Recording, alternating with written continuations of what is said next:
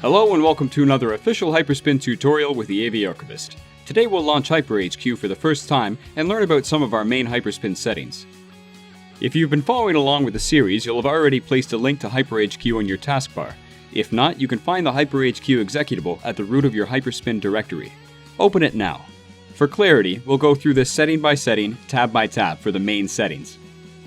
First, we have the General tab. Under Mode, you'll see Multi and Single. As per the notes, Multi is effectively the normal mode that we're used to seeing, but if you only ever intend to use one wheel, you can force HyperSpin to only use that wheel by toggling Single mode and selecting the desired system from the drop-down menu. I suggest leaving this on Multi for now. The Use Last System checkbox determines the wheel on which HyperSpin starts. If this box is checked, HyperSpin will boot with the main menu wheel turned to the last system you ran before exiting.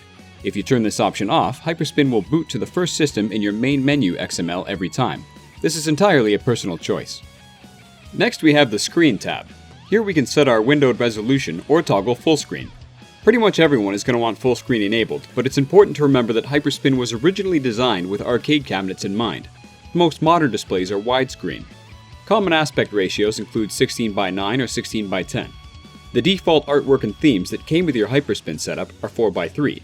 Don't be concerned, because over the next few videos we'll learn how to customize our artwork, and getting artwork with the right aspect ratio is a big part of that. If you'd like to learn more about this phenomena, you can check out my Tutorially Awesome series, which delves into how and why it happens and how artists fix it.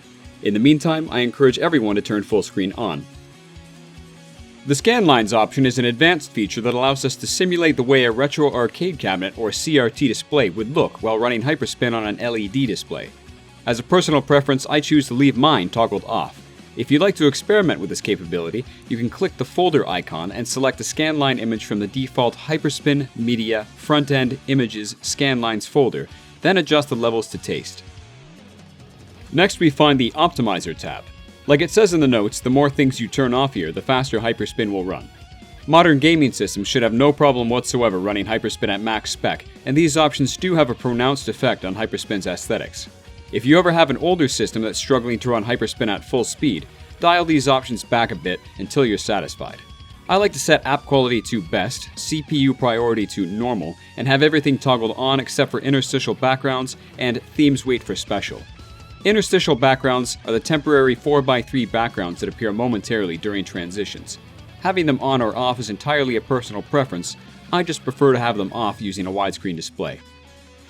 In the Attract tab, we can configure HyperSpin's screensaver-like attract mode, which spins to a different wheel after periods of inactivity. Personally, I like to toggle Wait for Video, so the mode kicks in as soon as the preview video ends. Most videos are about 50 seconds long, but some can rarely be up to several minutes, so I set attract time to 5 minutes to ensure the preview doesn't get cut off. If you don't like this feature, you can disable it altogether. The Sound tab is self-explanatory and entirely up to personal taste, so we'll skip straight to the Startup/Exit tab.